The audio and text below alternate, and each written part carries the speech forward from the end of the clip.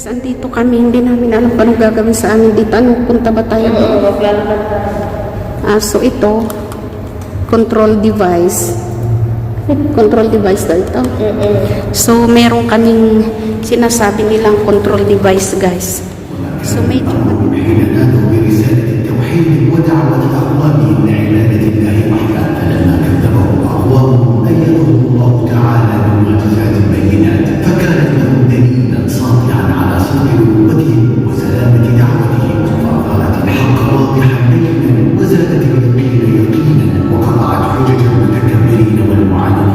لقد كان في قصص الأنبياء مع أقوامهم عظات وعبر بليغة ودروس عميقة في الصبر والإيمان واليقين. قال تعالى: ألف لام را تلك آيات الكتاب المبين إنا أنزلناه قرآنا عربيا لعلكم تعقلون نحن نقص عليك أحسن القصص بما أوحينا إليك هذا القرآن وإن كنت من قبله لمن الغافلين.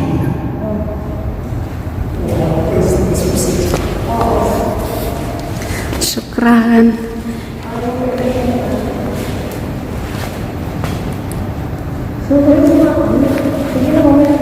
Ayan siya, guys. Oh, tingnan nyo yan. Oh. Oh. Ang ganda. Ayan siya. Oh. Ayan. Ito ang cave ng... This is the ceiling, guys. This is the very... Dito nagtago ang mga prophet nila noon. Ayan. So, here. So, makinig tayo doon. Kati, come. Hi, man. How are you? Fine. Well, my name is Untitled Chapter, and allow me to be with you throughout the cave tour. Well, welcome to the Quranic Park. This is the place where you have the ability and the chance to explore the connection between Islam and nature. A lot of people may not know if there is even any connection existence between Islam and nature. How much does Islam consider nature important? But there is a big connection as far as Muslims are concerned, and from the teachings of Prophet Muhammad ﷺ, he taught that not until we are fully dead should we stop planting trees or any plants. He said that if you have a seed in your hand, Okay. and death starts taking you away, escalating into your body, and you still have some few seconds left before you're completely gone, and some energy to plant the seed, make sure you plant it before you die. That's how much important nature is in Islam. There are approximately 51 types of plants in Islam generally. This park usually contains about 50 of them. But it differs from the time of your visit that you have the ability to explore them all, or you may not. In the glass house, you have the ability to explore 29 types of plants. Of course, that is all year round, because it's sort of a greenhouse. Then you have the kids' play area, the miracle that symbolizes the division of the Red Sea for Prophet Musa or Moses, just between the glass house and the cave. And of course here in the cave, displaying 7 miracle shows througthe projection technology. The Quran, if I may ask, how much do you know about it? How much do you know about the Quran? Any idea? For me, in a way, I don't have yet idea about this, but that I know is this is a miracle cave. That's why we come here and we want to know what have inside. But thanks to Allah, because He pushed us here to come inside to visit. Well, it's a blessing to have you. Yeah. So, has any one of you ever held the Quran? Did you ever hold the Quran before? Anyway, I hold that Quran before Yeah. also because So, you never read it through? yeah. Okay. What comparison can you do between the Quran and the Bible? Perhaps you come from a Catholic background, right? No, anyway, I am not Roman Catholic from before when I was a Kafir, but it's almost the same because almost the same. yeah. There is a connection Yes. between the. Yes. So it is easy to adapt the Islam between to the Christian that what I have before. So it easy to understand the Quran because it's there is a little bit different from my religion before. And for the Roman Catholic, I will not say it's a different, but it's a different conversation only how they will understand, and with the Islam also how we understand about the Quran and the Bible. So for me, in my opinion, it's not difficult to adapt the Quran and the Islam. Yeah, actually, the connection. Perhaps the connection is that the Quran has a sense of storytelling Yeah. all throughout the Quran. It contains 114 chapters, by the way, and almost 6,348 verses, Yes. approximately around 320 something alphabets. In the Quran, there happen to be 25 prophets mentioned, 25 prophets. And their stories help us understand how to run our today lives based on their experiences, because those experiences keep on repeating themselves. Now we learn about those stories from the one who was present, always present, the Creator Almighty, not a narration by someone who copied the narration from another as a human being. It is a revelation from Allah subhanahu wa ta'ala and to Prophet Muhammad sallallahu alayhi wa sallam, and then from Prophet Muhammad sallallahu alayhi wa sallam he spread the world through his companions, and then those who copied from them and memorized.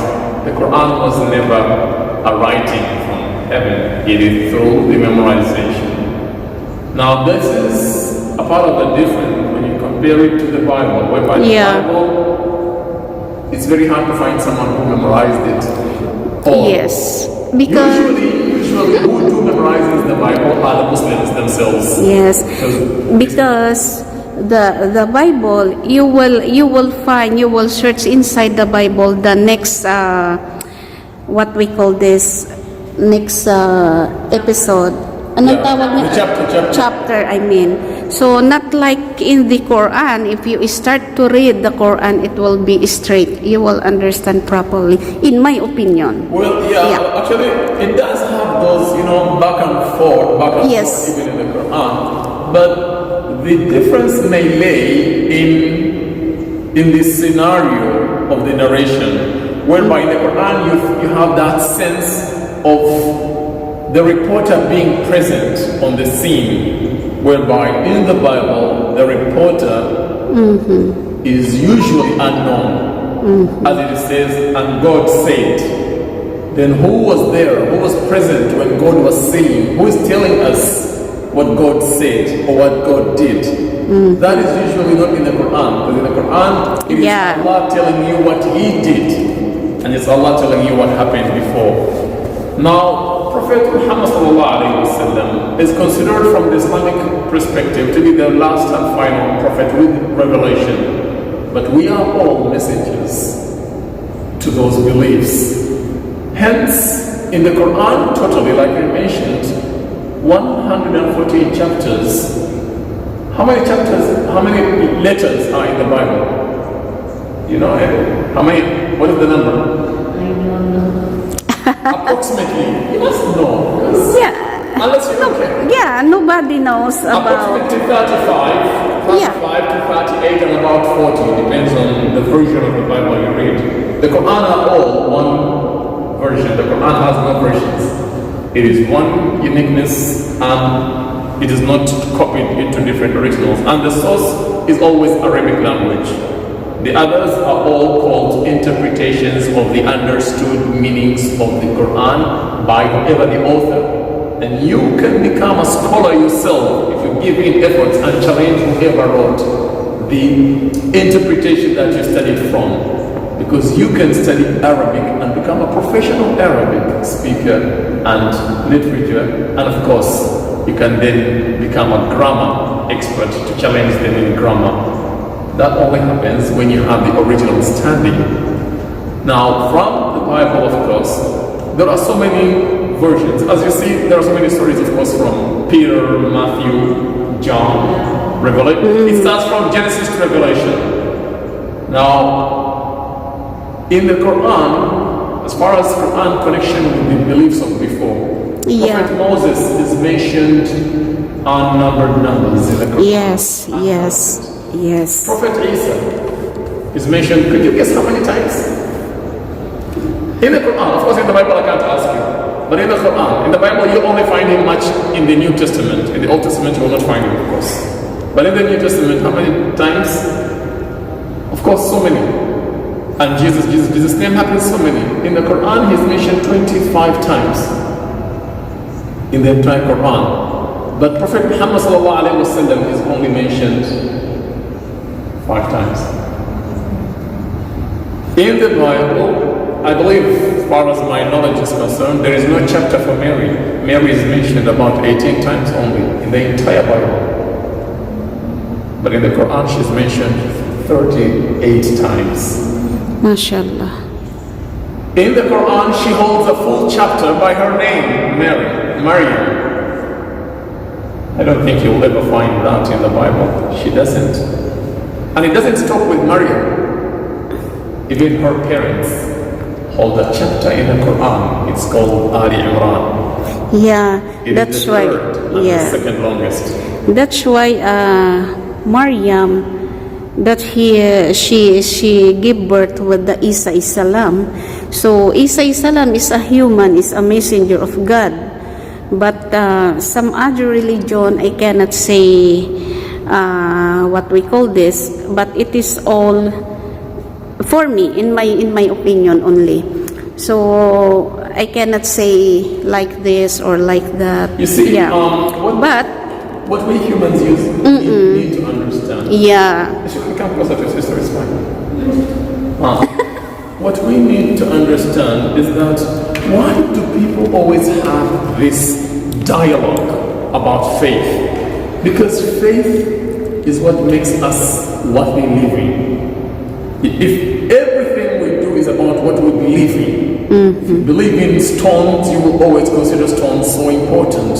Now we believe in a creator, and we believe in a creator because it makes sense that nothing created itself. Ourselves, when you see me standing here, you know there is an employer who put me here. When you see me holding a tablet, you know there is a factory that manufactured a tablet that I'm carrying. So that's why we are lucky. So Allah, He let us to enter in this cave to know. And there is a word of Allah here inside. So we are very, we are very thankful to come in here. It's short on you. The only point where mostly Islam and the beliefs of before differ is when we define the Creator. In the Quran, Allah says, I am the one and only. Neither do I beget, nor do I no one other. begotten. It is completely the same to the God known in the Old Testament. Yes. It's Hear true. you, Israel, I am your God, one and only. No one, even there is the rejection of any similarity to Him. And even no one has seen Him, not even the angels who are close.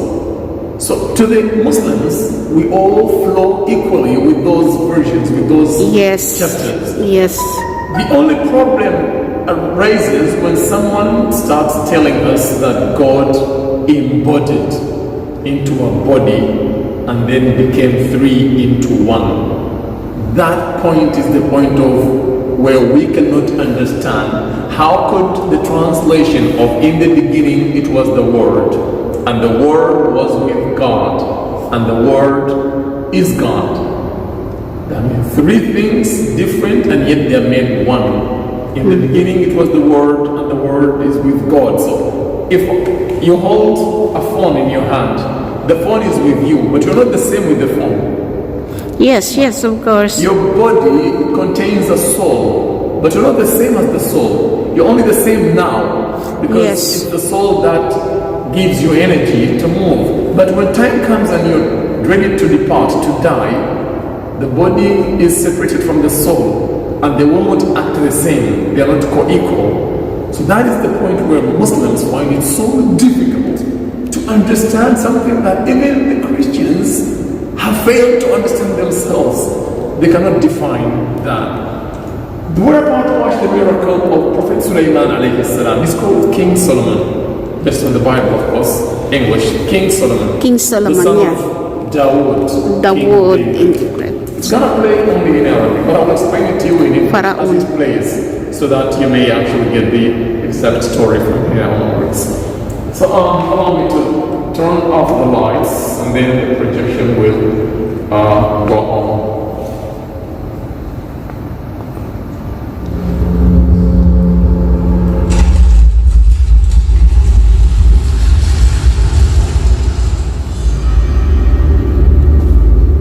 كان سليمان عليه السلام Bismillah ar-Rahman ar-Rahim. By the name of Allah, the most gracious, the most merciful. We're watching the story of Prophet Sulaiman alayhi salam, and it's from the Quran, from chapter 27, verses from 10 to 43. As Sulaiman alayhi salam is known to have appealed to his Creator Almighty for superiority. He asked Allah subhanahu wa ta'ala to make him the best at the top of all creations, mainly humans.